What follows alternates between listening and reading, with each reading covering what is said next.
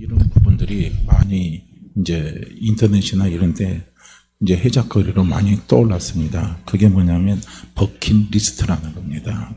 그럼 버킷리스트는 뭘 의미하는 걸까요? 이 버킷리스트는 죽기 전에 내가 해야 할 일입니다.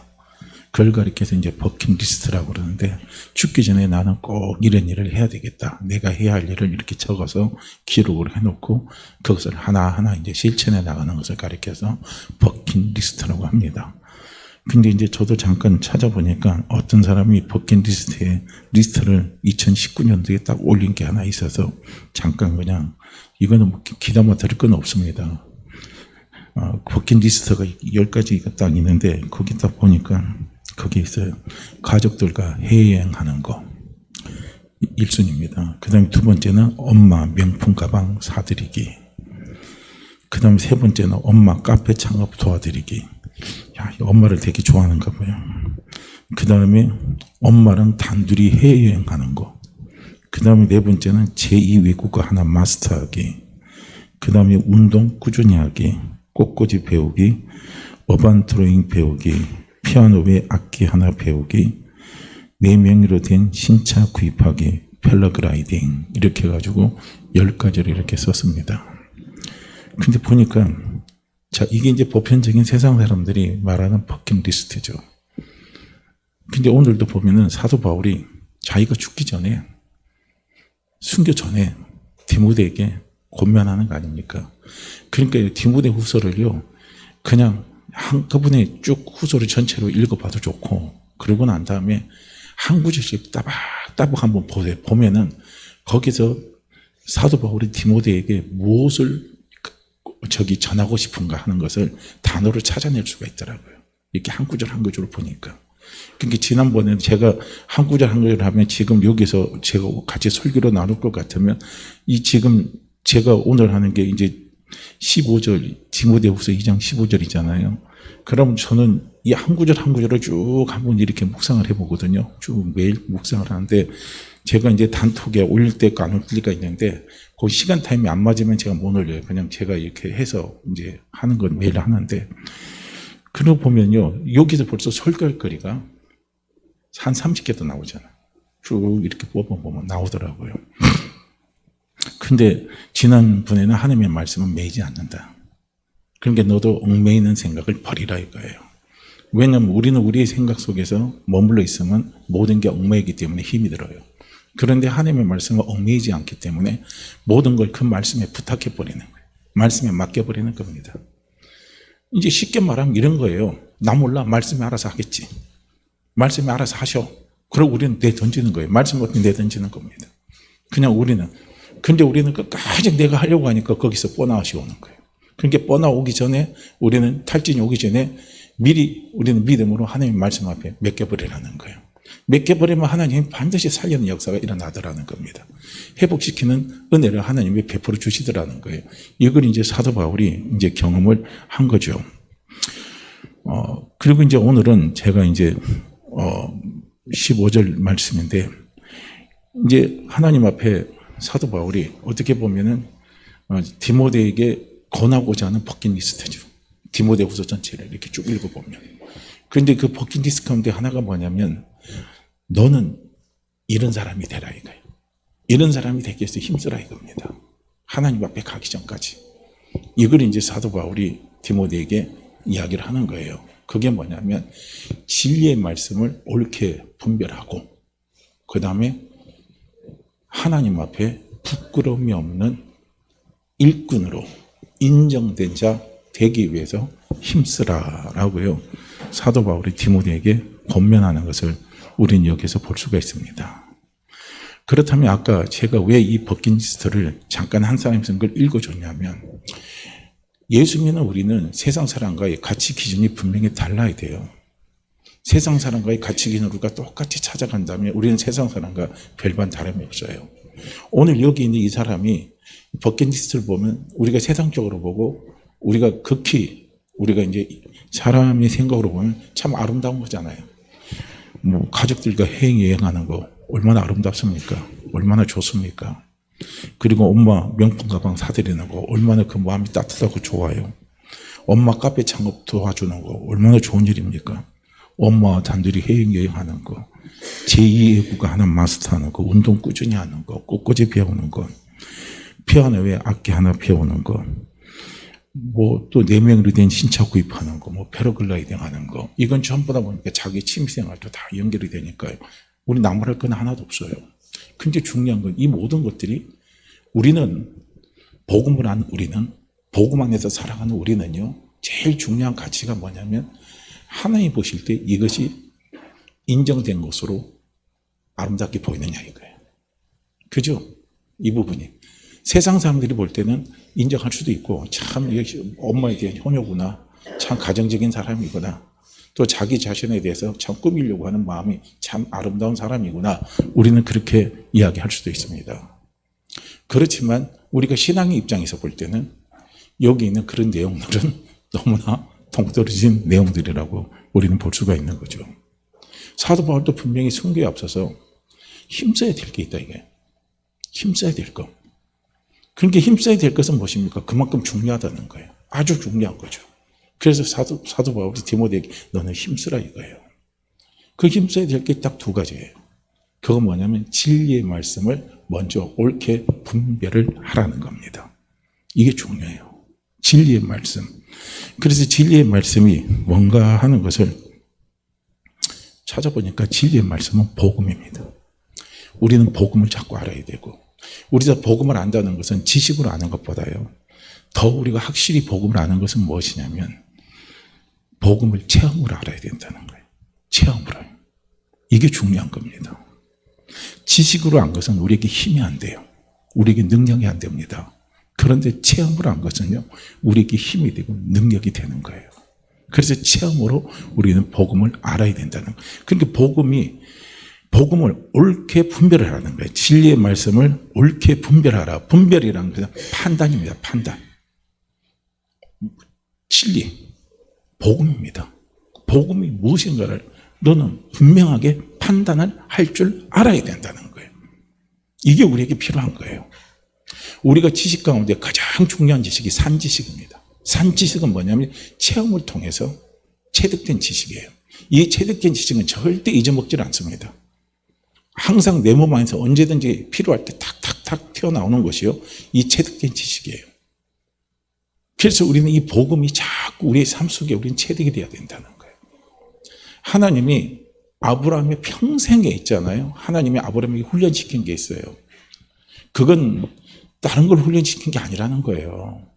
아브라함이 도덕적으로 훌륭한 인품이 되는 사람으로 훈련시키는 게 아니라 복음을 분별할 줄 아는 그 분별력입니다.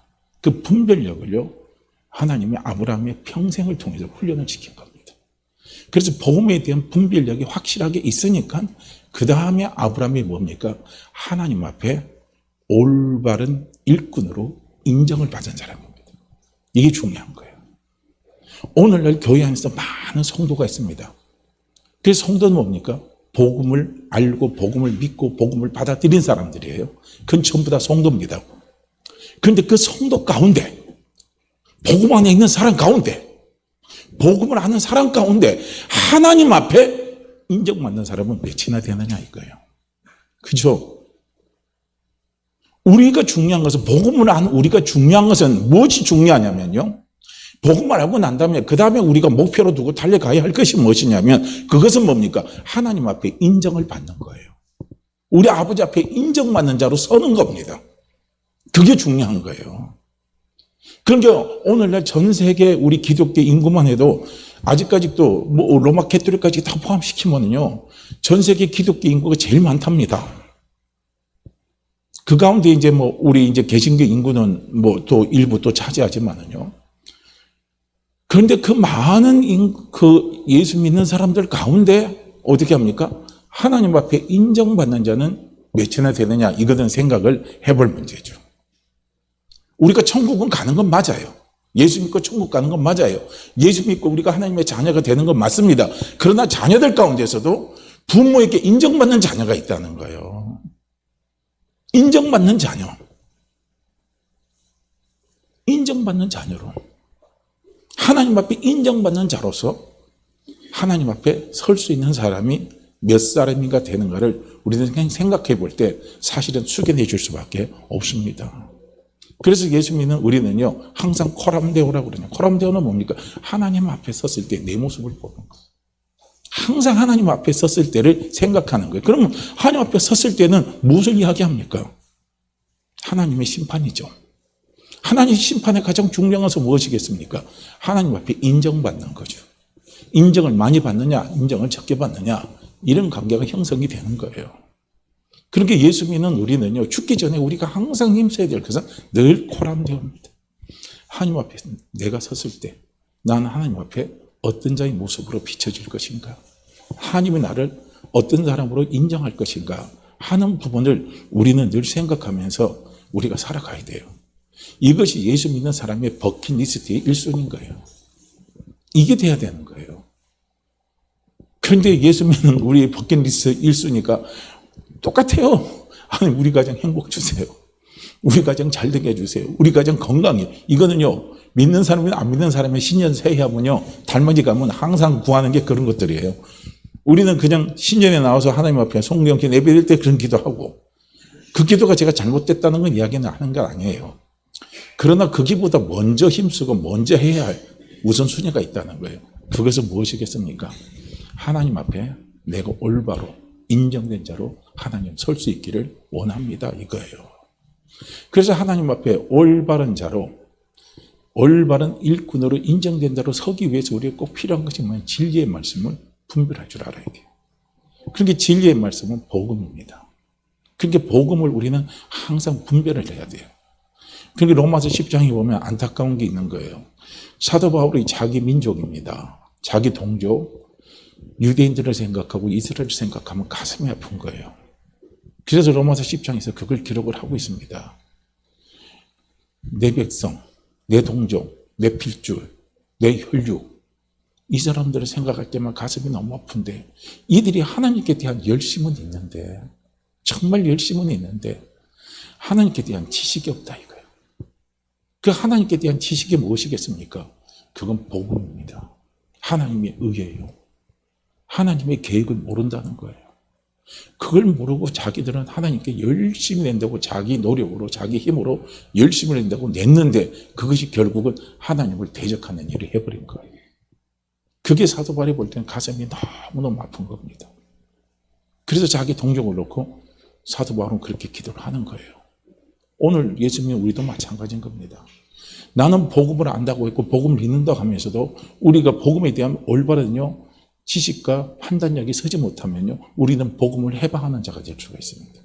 복음을 방해하는 자가 될 수가 있어요. 오히려 복음을 대적하는 자가 될 수 있습니다. 대적을 하면서 방해를 하면서 내가 방해하는 줄을 몰라요. 대적하는 줄을 모릅니다. 이 너무나 안타깝잖아요. 복음을 대적하고 복음을 방해한다면 하나님 앞에 인정받은 자로 설 수 있겠습니까? 못 서는 거예요. 그래서 우리는 복음을 항상 우리는 잘 분별할 수 있어야 된다는 거예요. 그래서 복음을 분별하지 못하면 안 돼요. 그래서 이러한 복음을 옳게 분별할 수 있는 힘과 은혜와 능력을 주시는 분이 누구냐면 그분은 성령님이십니다. 그래서 우리는 늘 성령님을 쫓아서 살아갈 수 있어야 되는 거예요.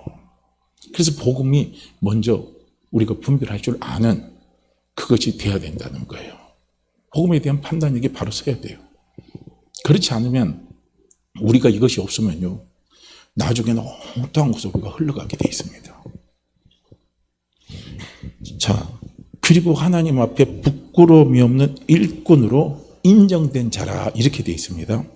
그럼 여기서 보면은 제가 이제 그 진리의 말씀을 옳게 분별하며 그다음 부끄러움이 없는 일꾼으로 인정된 자로 자신을 하나님께 드리기를 힘쓰라 하는 것이 오늘 이제 본문 말씀인데 여기서 이제 분별한다 하는 것은 아까 제가 말씀드린 것처럼요 분별한 것은 딱 자르고 재단하는 거 정확하게 자르고 재단하는 것을 이야기해요. 원어적으로 딱 들어가면은 이거 이제 쉽게 말하면 밭고랑을 똑바로 경작한다든지 그 다음에 석공의 돌을 똑바로 어떻게 합니까? 자르는 거. 이게 정확하게 반듯반듯하게 하는 거예요. 이게 이제 분별하던 원래적인 의미입니다. 그렇기 때문에 우리는 복음을 이렇게 정확하게 분별을 할 수 있어야 된다는 거예요. 그 다음에 이제 올바른 자로 부끄러움이 없는 일꾼으로 인정된 자 그랬습니다. 여기서 인정된 자라는 것은 무엇을 의미하면 도키마조인데요. 이 도키마조라는 뜻은 무엇이냐면 일정한 시험을 거친 후에 인정되고 받아들여진 자. 인정되고 받아들여진 자예요. 그러니까 이 사람이 바로 인정된 자라는 거예요.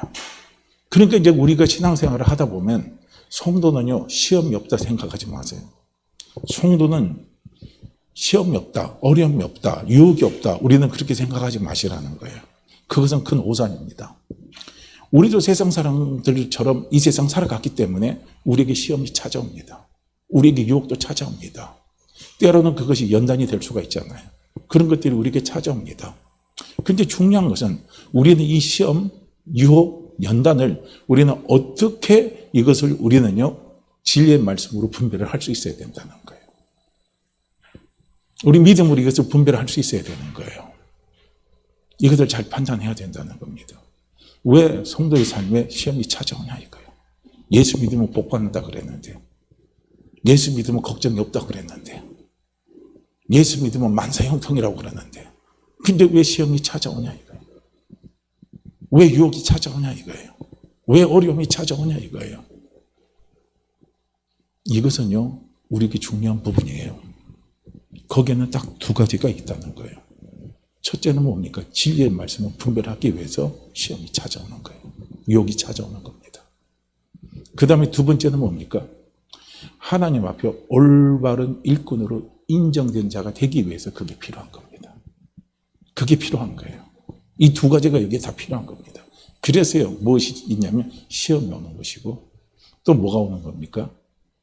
우리에게 유혹이라는 것도 찾아오고 연단이라는 것도 찾아오는 겁니다. 이걸 우리는 잘 받아들여야 돼요. 우리는 이것을 조금 잘 이해하려면요, 우리는 어쩔 수 없이 다시 아브라함으로 들어가야 됩니다.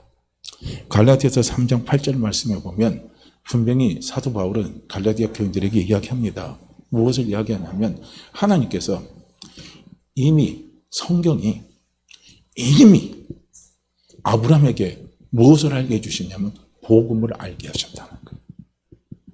여기서 항상 성경에서 안다는 것은 뭡니까? 체험을 알게 해주시는 거예요. 복음을 알게 해주셨다는 거예요. 그러니까 아브라함은 복음이 뭔지를 안 사람이에요. 이 중요한 거죠. 그렇기 때문에 우리는 복음에 대한 올바른 이해입니다.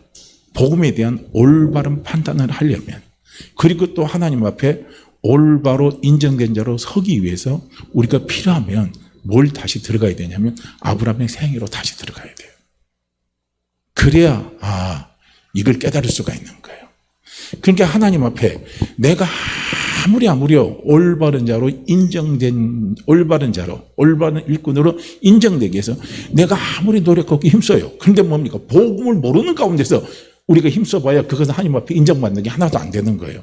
그건 결국은 뭡니까? 하나님을 대적하는 꼴밖에 안 되는 겁니다. 하나님을 대적하는 결과밖에 안 나오는 거예요. 우리는 아브라함의 삶을 통해서 보게 되면 아브라함은 하나님 앞에 자기 스스로가 올바른 일꾼으로 인정되기 위해서요, 아브라함은 스스로가 노력한 건 없어요. 아브라함의 생애를 보면, 아브라함의 생애 전체를 보게 되면 누가 아브라함을 하나님 앞에 올바른 일꾼으로 인정된 자로 만들어줬냐면 성령이 만들어주신 거예요. 그걸 우리는 아브라함의 생애를 통해서 볼 수 있어요. 그러면 나는 할 게 하나도 없네?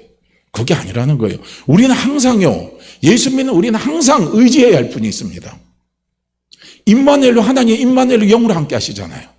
영으로 임마누엘로 함께 하신 분이 그분이 누구십니까? 그분이 성령님이셔요. 그렇기 때문에 예수 믿는 우리는 늘 성령님을 의지하는 삶을 살아야 되는 거예요. 그래서 성령님을 의지하는 삶, 이게 바로 영으로 사는 삶이에요. 성령님을 의지하고 달려가는 삶, 영으로 깨어있는 삶입니다.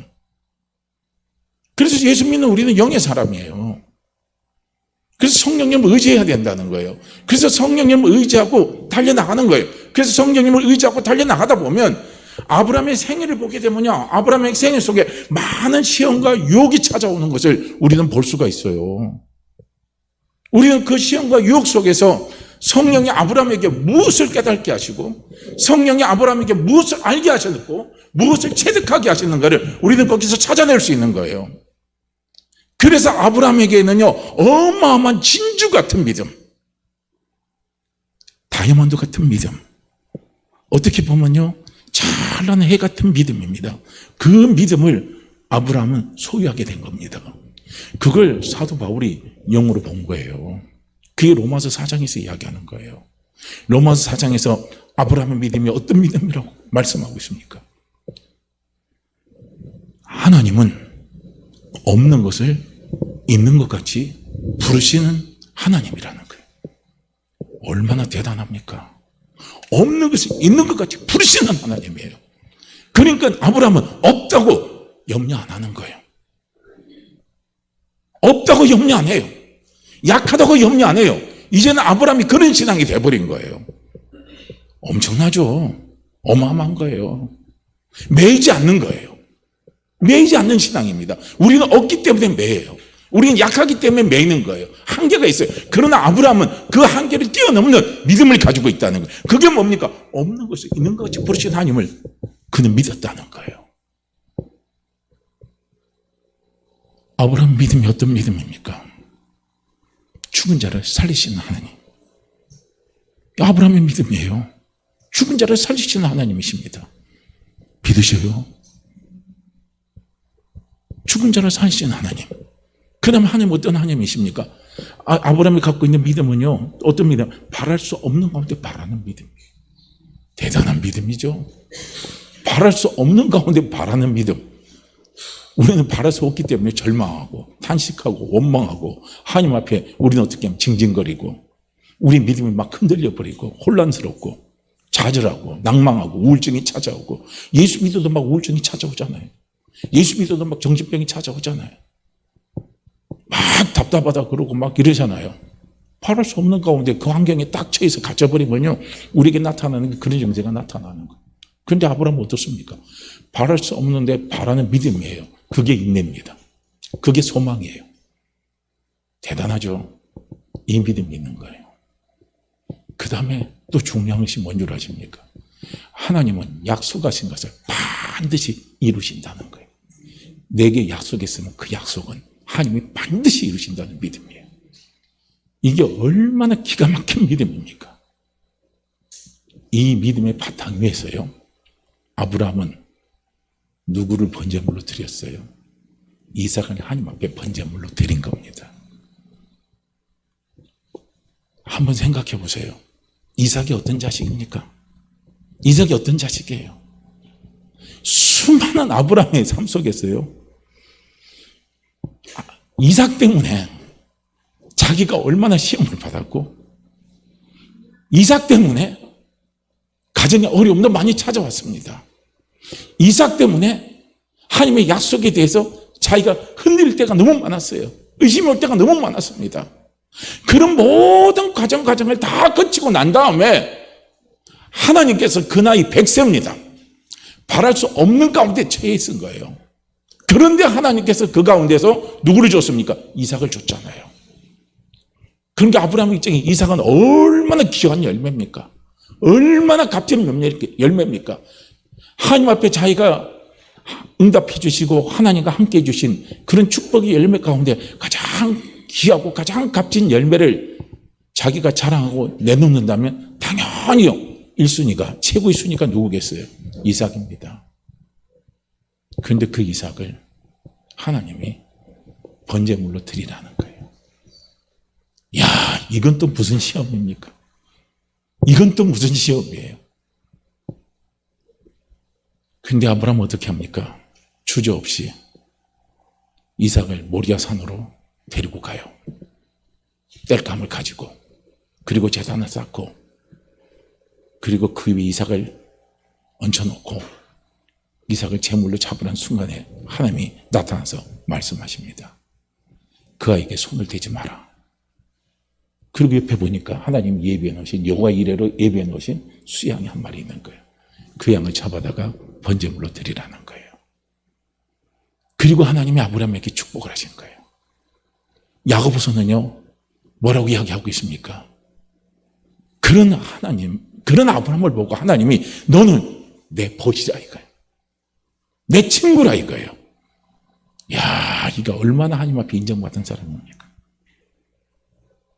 그리고 창세기 22장에서는 아브라함에 대해서 하나님이 뭐라고 말씀합니까? 네가 네 독자 이삭을 아끼지 아니하고 나에게 드렸다 이거예요. 나는 그 믿음을 받았다 이겁니다. 그래서 내가 내 자녀를 축복하겠다는 거예요. 내 자손들을 축복하겠다는 거예요. 내 자손이 대적의 문을 열게 하는 축복을 주시겠다는 겁니다. 얼마나 놀라운 축복을요 아브라함이 받았습니까? 아브라함이 이렇게 하나님 앞에 올바로 인정된 일꾼으로 인정을 받은 겁니다. 이게 아브라함이에요. 그래서 우리는 아브라함을 봐야 돼요. 우리가 어느 날 아브라함이 한순간에 그렇게 된 게 아니라는 거예요. 우리는 그렇게 생각하면 큰 오산입니다. 그럼 우리는 절망이 찾아와요. 그건요 내 열심으로 하려고 하면 안 되는 거예요. 그래서 우리는 진리의 말씀 올바로 분별을 할 수 있는 눈이 열려야 된다는 거예요. 그 눈이 열리지 않으면요 아브라함은 하나님 앞에 이삭을 드리려고 했을 때 이삭을 막 그냥 번제물로 막 드리는 그 아브라함의 믿음이에요. 막 우리 그렇게 해요. 그런데 그 믿음과 나를 막 비교해 보니까 나는 그렇게 안 되거든요. 그렇게 안 되니까 우리는 거기서 좌절하는 거예요. 아브라함은 아브라함이고 나는 나다 이렇게 또 분리를 시켜버리는 거예요. 아브라함은 그 믿음이 되니까 하나님의 축복을 받은 것이고 나는 뭐예요? 그 믿음이 안 되니까 나는 하나님 앞에 축복을 못 받는다. 우리는 자꾸 그런 생각을 하는 거예요. 그건 인간적인 생각으로 분별해서 가는 겁니다. 우리는 성령이 주신 생각으로 분별을 할 줄을 알아야 된다는 거예요. 이걸 우리는 볼 수 있어야 돼요. 그렇기 때문에 아브라함의 일생을 우리는 일생 가운데 중요한 사건을 성경에서 기록되어 있잖아요. 기록된 그 말씀을 한번 보시라는 거예요. 그러면 우리는 하나님 앞에 올바른 일꾼으로 인정된 자는 것은 내 열심으로 되는 게 아니라는 것을 깨닫게 되는 겁니다. 그것을 우리는 알게 되는 거예요. 한번 보세요. 창세기 12장을 보세요. 창세기 12장에 보면은 하나님이 자식이 없는 아브라함에게 어느 날 나타나서 말씀합니다. 너는 내가 지시한 땅으로 가라 이거예요. 그러면서 하나님이 아브라함에게 무엇을 약속하십니까? 내가 너로 큰 민족을 이루고 내게 복을 주어 내 이름을 내가 창대케 하겠다. 그리고 내가 너를 복의 근원으로 만들겠다. 너를 축복하는 자에게 축복하고 너를 저주하는 자에게 내가 저주한다. 땅의 모든 족속이 너를 인해서 복을 얻을 것이라. 하나님은 아브라함에게 이 약속을 주시고 어떻게 합니까? 내가 네게 지시할 그 땅으로 가라 이거예요. 그 땅이 가나안 땅입니다. 그래서 하나님 아브라함에게 약속을 주셨어요. 그리고 아브라함 그 약속을 받았어요. 바로 복음은 뭡니까? 하나님의 약속이에요. 하나님의 약속입니다. 약속은 한 사람이 약속을 지키는 거예요. 약속을 책임지는 겁니다. 하나님 아브라함에게 약속을 하신 거예요. 그래서 아브라함은 이 약속을 붙잡고 그리고 하나님이 지시하는 땅, 그 땅을 도착해서 가나안 땅에 딱 도착을 했습니다. 그래서 가나안 땅에 도착을 해보니까 어떤 일이 벌어집니까? 아이고 거기 도착하니까 절망할 일이 생기는 거예요. 어떤 일이 생겨요? 가나안 땅에 심한 기근이 들렸다. 성경은 그렇게 써 있어요. 심한 기근이 들리니까 아브라함이 판단했을 때 보니까 여기서는 내가 더 이상 살 수가 없는 거예요. 그래서 어디로 갑니까? 애굽 땅으로 옮기는 거예요. 자, 애굽 땅으로 옮기니까 그 다음에 아브라함에게 뭐가 찾아옵니까? 시험이 당장 찾아오는 겁니다.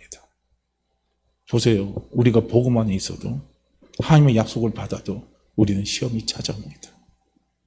우리는 이 시험을 어떻게 이해할 것인가를 봐야 된다는 거예요. 그래서 시험이 찾아왔어요. 어떤 시험입니까? 두려움입니다. 무엇에 대한 두려움입니까? 죽음에 대한 두려움이에요. 그래서 자기 안에 사례입니다. 사례가 되게 미인인가 봐요. 그러니까 애굽에 딱 도착하니까 소문이 쫙 퍼지는 거예요. 그러니까 애굽 왕이 어떻게 합니까? 자기 안에 사례를 후궁으로 삼는 거예요. 그러면 아내 때문에 자기가 죽을 것 같으니까 자기 아내를 누이라고 속이잖아요. 그러니까 애굽 왕은 그냥 누이인 줄 알고 자기 후궁으로 삼아버리는 거예요. 이런 일이 생겨버려요. 그럴 때 여기 하나님 개입하시잖아요. 하나님이 개입하셔서 어떻게 합니까? 애굽 왕 바로의 집에 큰 재앙을 내립니다. 그래서 이 재앙을 통해서 애굽 왕은 어떻게 합니까? 사례를 아브라함의 품으로 돌아오게 만들어주는 거예요. 그리고 나서 이제 후궁을 취할 때 아브라함에게 양과 소와 노비와 암수 낙여 약대를 줘서 아주 후대했어요. 근데 이것도 그대로 회수시키지 않고 그대로 아브라함에게 다 줬습니다. 자, 이 시험을 통해서 아브라함이 무엇을 깨닫습니까? 우린 이걸 봐야 돼요. 복음 안에는 무엇이 있는가를 봐야 된다는 거예요. 그래야 우리는 하나님을 대적하는 자가 안 돼요. 한번 보세요. 우리는 당장요, 우리가 아브라함의 행위를 치고 들어가면요, 뭐 어떤 결과가 나옵니까? 우리 삶 속에도 마찬가지인 거예요. 아브라함이 아내, 그렇죠. 내가 죽을 것 같으니까, 죽을 두려움이 찾아오니까 거짓말하기 안 해요. 거짓말 했잖아요. 우리가 우리의 삶 속에서요, 우리가 살아가다 보면 내 사업이 안 되고, 내 직장이 잘 안 되고, 아니면 또 뭐 다른 사람들과의 관계 속에서 우리가 이뤄가다 보면 내게 큰 손해가 올 것 같고, 뭐 이런 거 올 때 보면요, 그 두려움 때문에 우리가 거짓말 할 때가 있어요, 없어요? 거짓말 안 하고 삽니까? 거짓말 안 하고 사세요? 오직 진실만을 말하고 사십니까?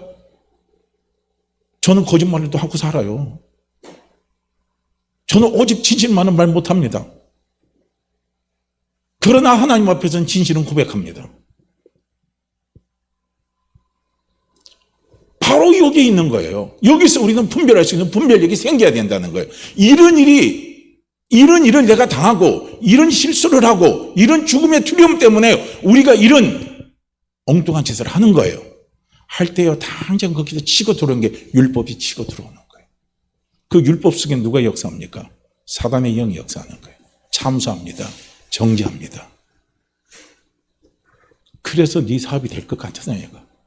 그래서 하나님 너를 도와줄 것 같으냐 이거예요. 그래서 네 문제가 풀릴 것 같으냐 이거예요. 들어와요. 그런데 어떻습니까? 하나님은 아브라함 삶 속에 개입했습니까? 개입 안 하셨습니까? 개입하셨어요? 안 하셨어요? 정확하게 보세요. 아주 중요한 부분이에요. 이 부분은요. 너무 중요한 부분입니다. 이것을요, 우리 성도님들이 삶에서 경험해 보시라는 거예요. 그렇다고 거짓말쟁이가 되라는 소리는 아닙니다. 거짓말을 밥 먹듯이 치고 살아가라는 건 아니에요. 이게 뭘 의미하는지를 보시라는 거예요. 하나님 우리의 심령을 살피십니다. 우리의 심령을 살피시면서 우리를 이해하시는 분이에요. 여기에서 하나님이 개입을 하셨어요. 문제를 해결하시잖아요. 그리고 이 엄청난 아브라함이 잘못을 했잖아요. 실수를 했잖아요. 그럼에도 불구하고 아브라함에게서는 무엇이 생깁니까? 풍요가 따라오는 거예요. 기가 막히죠? 왜 이런 줄 아십니까? 아브라함은 하나님의 약속 안에 있는 사람입니다. 하나님의 약속 안에 있는 사람이에요. 하나님이 분명히 약속하셨잖아요. 너를 저주하는 자 저주하고 너를 축복하는 자 축복하겠다. 그렇게 아브라함을 저주하게 한 것은요, 사실은 애굽 사람들이에요. 그리고 애굽왕입니다. 왜냐하면 애굽왕이 자기 아내 때문에 자기를 죽일 것 같은 두려움이 몰려오게 만든 근원이거든요. 그렇기 때문에 하나님은 그 약속 때문에 어떻게 합니까? 개입을 하시는 거예요. 그 환경 속에 개입을 하시는 거예요. 그 문제 속에 개입을 해주시는 거예요. 할렐루야. 여기서 아브라함이 뭘 깨달았겠습니까? 하나님은 철저하게 뭘 보십니까? 약속을 보고 움직이시는 거예요. 당신의 약속을 보고. 그러니까 처음부터 아브라함은 처음부터 이걸 깨달지는 못했을 겁니다. 이건 제 해석으로 나가는 것이고. 우리는 잘 보셔야 된다는 거예요. 자, 창세기 12장이에요. 복음 안에서 약속 안에 아브라함에게 이 시험이 찾아왔어요. 그 다음에 창세기 13장도 한번 보세요. 창세기 10장에는 또 무엇이 찾아옵니까? 조카 롯하고 시날 땅이 거하잖아요. 13장에 보게 되면은요,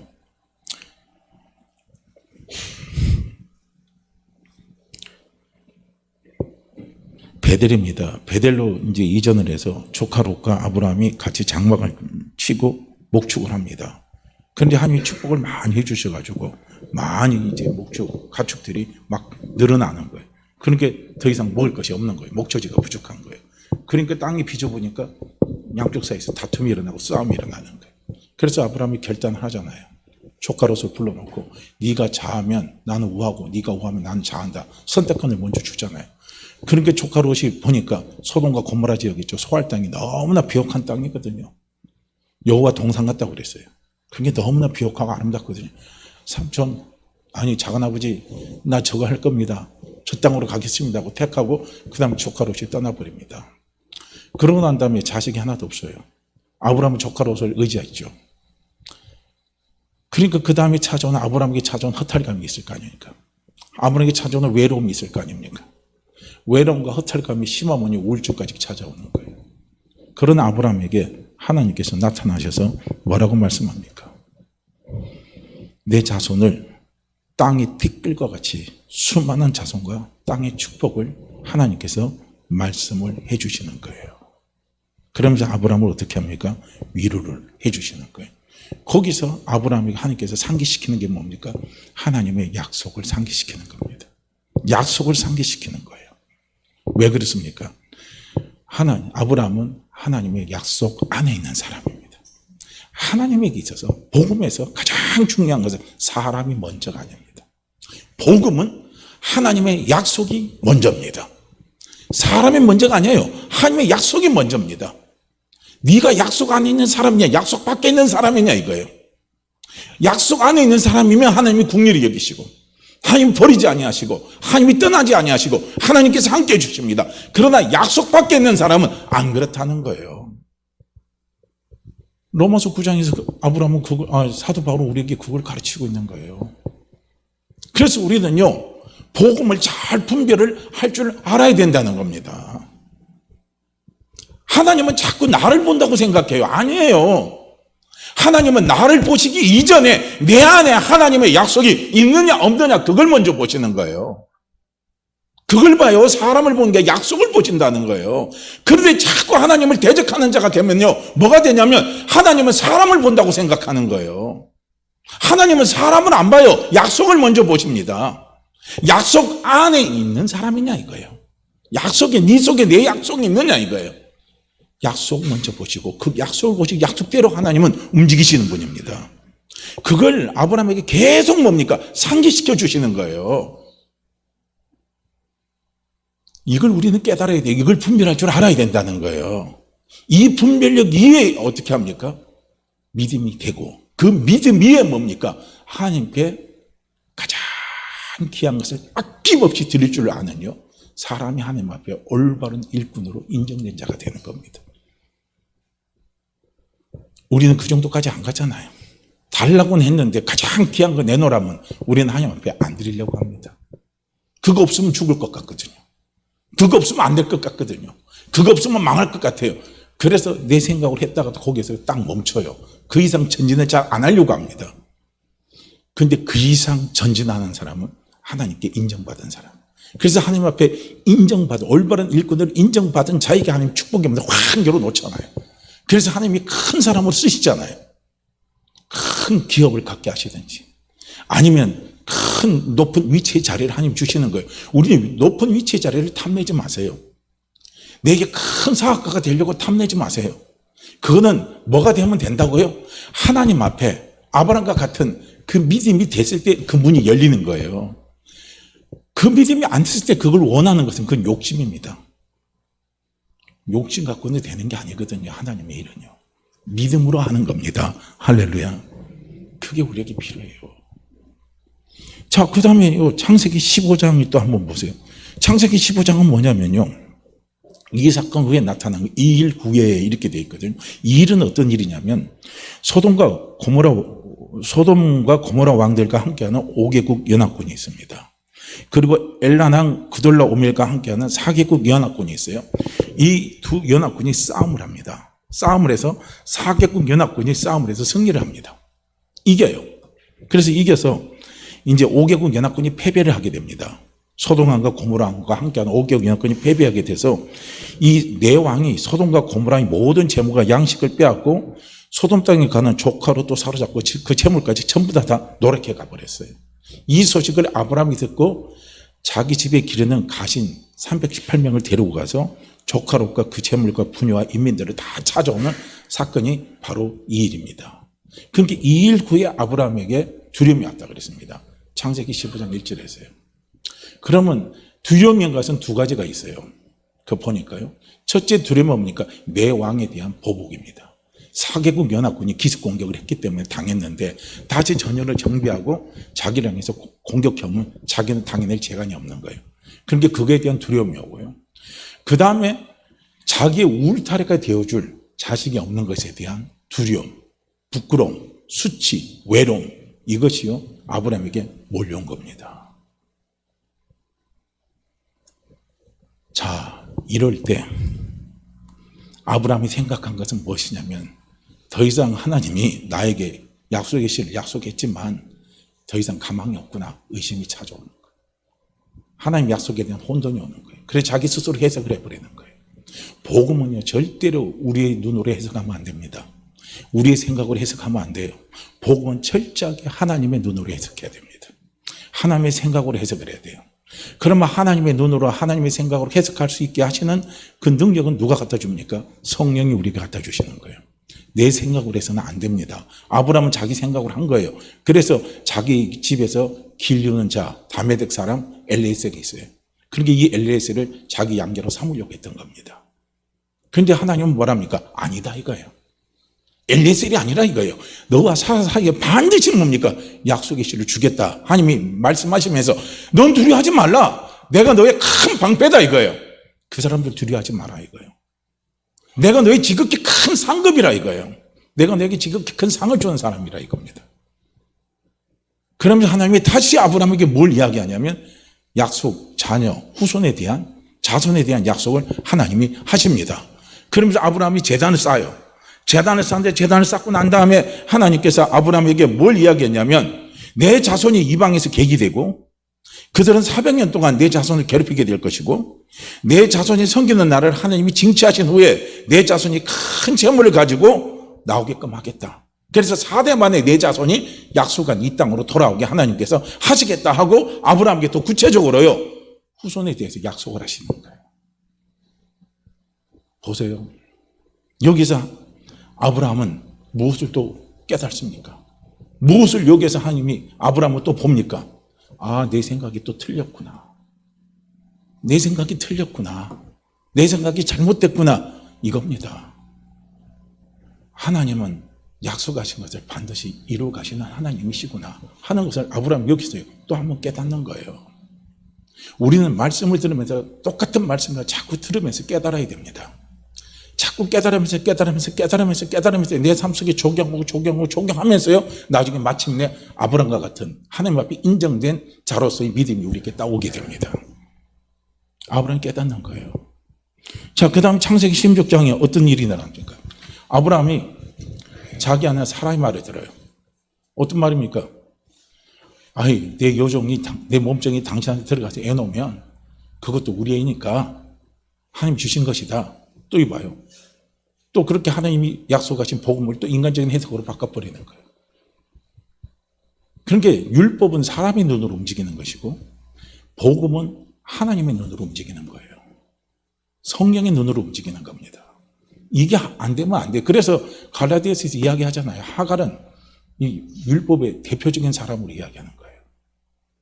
그래서 하갈을 이제 후처로 드리잖아요. 그래서 하갈이 임신을 했어요. 그러니까 임신하지 못하는 자기 여주인 누굽니까? 사례를 무시하기 시작하는 거예요. 멸시하기 시작하는 겁니다. 그러니까 둘 사이에서 뭐가 나요? 갈등이 일어나잖아요. 그 갈등 끝에 어떻게 됩니까? 하갈이 견디다 못하니까 가출을 해버리잖아요. 그러니까 아브라함 입장에서 얼마나 이게 힘들고 고통스러운 일입니까? 그런데 거기에 하나님이 개입하셔서 하갈에게 나타나셔서 하갈의 마음을 살피시면서 그리고 아이가 태어날 것이고 그 아이는 이스마엘이라 그러고 이스마엘이라는 뜻이 뭡니까? 내가 내 고통을 알았다 이거예요. 그러면서 거기서 하갈이 고백하는 거죠. 나는 감찰하신 하나님을 만났다 이거예요. 감찰하신 하나님 뭡니까? 내 마음의 애통함. 내 마음을 알아주신 하나님을 만났다는 거예요. 보세요. 우리가 복음서에서 이 창세기는요 복음으로 시작하는 거예요. 그래서 복음에서 감찰하신 하나님은요 내 죄를 감찰하는 게 아니라는 거예요. 할렐루야. 내 사정과 형편을 하나님이 이해하시고 하나님이 아신다는 거죠. 우리는 심령을 관찰하시는 하나님을 자꾸 우리가 생각할 때는요, 우리는 너무 도덕적인 교훈을 많이 받았기 때문에 심령을 감찰하고 뭐 하는 거요? 그거 영분별 잘해야 됩니다. 내 속에 죄 같은 걸 쪽집게처럼 잘못된 거 죄지고 뭐 이런 걸 딱 끄집어내면 그 쪽집게에서 그 사람 앞에 벌벌 떨 게 아니에요. 우린 그 사람을 무시하세요. 무시해도 돼요. 그거는 올바른 영이 아닙니다. 성령은 우리의 부끄러움을 감춰주시고 우리를 이해하시면서 나로가 하나님 앞에 더 가까이 나올 수 있도록 도와주시는 분이 성령이십니다. 그래서 우리 마음을 그렇게 감찰하시는 거예요. 하갈도 보세요. 지가 하는 행동이 잘한 행동입니까? 여주인 하갈을 멸치하는 게 잘한 행동입니까? 그런데 그런 하갈을 하나님이 나타나셔서 감찰하셨다고 그러잖아요. 여기서 하갈이 고백하는 감찰하신 하나님, 무서운 하나님이 아니라는 거예요. 나를 이해하시고 위로해 주시는 하나님이라는 거예요. 힘을 주시는 하나님이라는 거예요. 그래서 다시 어떻게 합니까? 집으로 돌아오게 하잖아요. 보세요. 여기에서 아브라함이 또 무엇을요? 여기에서 생각을 했겠습니까? 하나님의 약속은 절대로 어떻게 합니까? 경물도해 보는 거예요. 사람의 눈으로 사람의 생각으로 해석을 하면 안 되는구나. 그렇게 해석을 하면 이렇게 탈이 생기는구나. 문제가 생기는구나 하는 것을 보는 거예요. 그 문제가 생긴다 할지라도 그 문제 속에 역사적으로 이끌어주시는 분은 또한 하나님이시라는 겁니다. 그걸 아브라함이 깨닫는 겁니다. 복음이 이렇게 우리에게 귀한 겁니다. 복음이 우리에게 이렇게 축복된 거예요. 그래서 우리가 복음을 알고 복음을 믿고 복음을 받아들이고 복음 안에 살아간다는 것이요, 우리에게는 얼마나 중요한지를 우리는 볼 수 있어야 돼요. 그리고 창세기 17장에는요 99세 된 아브라함에게 하나님이 나타나셔서 어떻게 합니까? 아브라함과 사라의 이름을 계명을 하시잖아요. 아브라함, 사레를 사라, 열국의 아비 열국의 어미로 바꿔주시잖아요. 그러면서 하나님은 99세쯤 되면요 하나님의 약속을 받아들이지 못하는 상태가 돼요. 그런데 하나님은 어떻게 합니까? 이름을 바꿔서라도 하나님은 당신의 약속을 반드시 성취시키는 사람이라는 것을 알려주시는 거죠. 그리고 창세기 20장에서 아브라함은 또 똑같은 죄를 또 한 번 반복하는 거예요. 그건 누굽니까? 그랄 땅으로 가잖아요. 그랄 땅에 우거할 때 그라랑이 두려워가지고 자기 아내 또 사라를 너희라고 속이잖아요. 이런 일을 또 일어나는 거예요.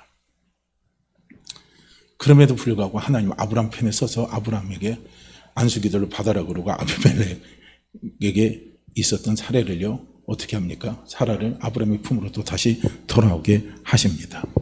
그리고 여기서 아브라함이 또 깨닫는 게 있는 거예요. 뭔가 하나님은 사람을 보는 게 아니라 뭘 본다고요?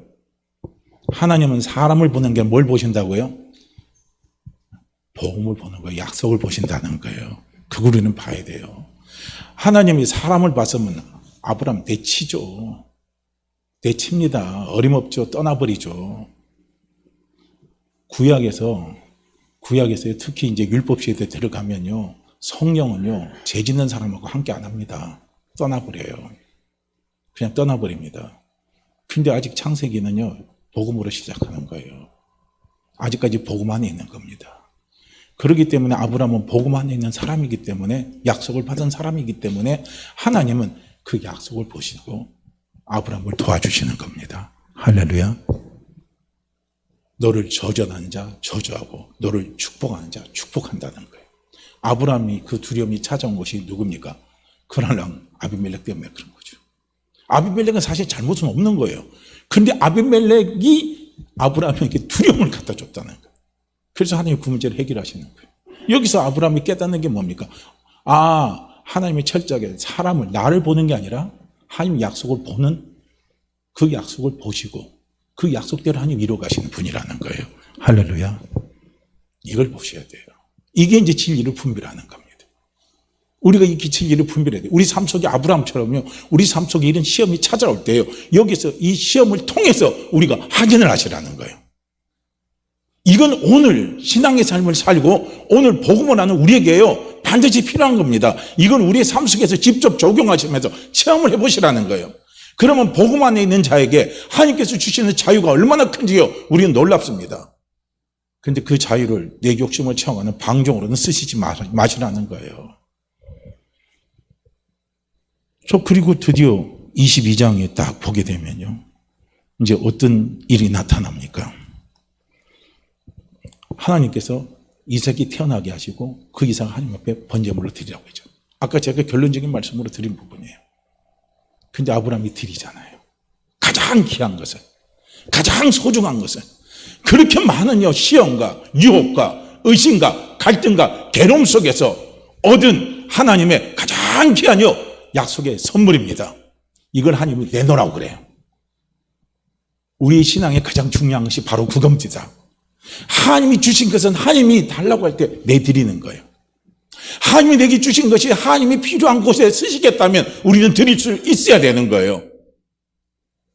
아깝다 생각하지 마시고 드릴 때 하나님 주셨으니까 드리는 거예요. 근데 우리는요, 우리 보편적인 우리 신앙들, 저도 마찬가지지만요, 화장실 들어갈 때하고 나올 때하고 마음이 달라요. 급해서 화장실 들어갈 때는 이게 좀 이거 하겠습니다 하게 다 했는데요, 용변 다 보고 볼일 다 보고 시원하면요 싹 까먹어버려요. 내가 언제 그냐 식으로 우리가 바뀌는 게요, 오늘 우리의 신앙의 문제인 겁니다. 근데 아브라함은 이제 안 그랬다는 거예요. 아브라함은 안 그랬어요. 가장 귀한 것을 하나님이 원하실 때, 하나님이 원하시는 곳에 가장 귀한 것을, 옥합을 깨뜨려서 하나님 앞에 드릴 줄 아는 그 믿음을 아브라함은 가졌다는 겁니다. 그 믿음이 어떤 믿음입니까? 바랄 수 없는 가운데 바라냅니다. 그렇지, 이삭 가져가도 하나님이 주신다. 죽은 자를 살리시니까, 약속은 반드시 이루시니까 하나님 이삭 주신다 이거예요. 없는 것도 있는 것처럼 부르시는 하나님이라. 이게 지금 이삭이 없는 것 같아도 하나님 부르시면 이삭이 또 온다는 거예요. 이 믿음이 누구에게 있습니까? 아브라함에게 있었어요. 그래서 아브라함이 하나님 앞에 이삭을 드릴 수 있었던 거예요. 그걸 딱 하나님 보시고, 됐다, 너는 온전한 자다, 하나님 인정을 한 겁니다. 너는 내 벗이다, 하나님이 아브라함을 인정을 한 거예요. 그래서 내가 무슨 일을 할 때 너에게 상의하지 않고 너에게 이해하지 않고는 내가 어떤 일도 하지 않겠다고요, 하나님이 아브라함에게 약속을 하셨어요. 얼마나 큰 축복을 받았습니까? 얼마나 큰 은혜를 받았습니까? 그래서 사도 바울이 디모데에게 이야기하는 거예요. 디모데야, 네가 죽기 전에 해야 할 버킷리스트 1순위가 뭐냐? 하나님 앞에 네 자신이 올바른 일꾼으로 인정되기 위해서 힘쓰는 거다 이거예요. 이것이 내 인생의 버킷리스트 1순위라 이겁니다. 그러기 위해서 지지의 말씀을 분별하고 가라 이겁니다. 오늘 우리에게 이것이 필요한 거예요. 오늘 우리에게 이 은혜가 필요한 겁니다. 그래서 성도인 우리가 힘써야 될 것이 바로 그거예요. 진리의 말씀을 분별하고 하나님 앞에 올바른 일꾼으로 인정된 자기 위해서 우리는 힘써야 되는 거예요. 그 힘도 내 힘으로 하는 게 아니에요. 이런 시험과 어려움을 통해서, 유혹을 통해서, 수많은 갈등을 통해서 성령이 진리 안에서 깨닫게 해주시는 그 감동과 믿음으로 우리가 그렇게 서가는 겁니다. 이것이 올바른 일꾼으로 인정된 자로서 서가는, 복음에서 서가는 사람의 모습이라는 거 우리 다시 한번요 꼭 기억하시고, 우리 성도님들 모두가 다 우리가 이 땅에서 해야 할 일 많습니다. 우리가 하고 싶은 것도 많습니다. 그러나 그 모든 것들 다 뒤로 내려놓으시고, 첫째, 하나님 앞에 올바른 일꾼으로 인정자자 되기 위해서 늘요 우리가 깨어서 우리가 힘써서 달려나갈 수 있는 우리 모두가 되기를 주의 이름으로 축복합니다. 자, 우리 이 말씀 같이 읽고 기도합니다. 디모데후서 2장 15절 말씀입니다. 우리 함께 읽죠. 너는 진리의 말씀을 옳게 분별하며 부끄러울 것이 없는 일꾼으로 인정된 자로 자신을 하나님 앞에 드리기를 힘쓰라. 너는 진리의 말씀을 옳게 분별하며 부끄러울 것이 없는 일꾼으로 인정된 자로 자신을 하나님 앞에 드리기를 힘쓰라. 너는 진리의 말씀을 옳게 분별하며 부끄러움이 없는 일꾼으로 인정된 자로 자신을 하나님 앞에 드리기를 힘쓰라. 아멘. 하나님 앞에 우리가 올바른 부끄러울 것이 없는 일꾼으로 인정된 자로 하나님 드리기 위해 하나님 도와주십시오. 우리 함께 같이 기도합니다. 오 할렐루야. 하나님 아버지, 이 시간도 아버지 앞에 버리시기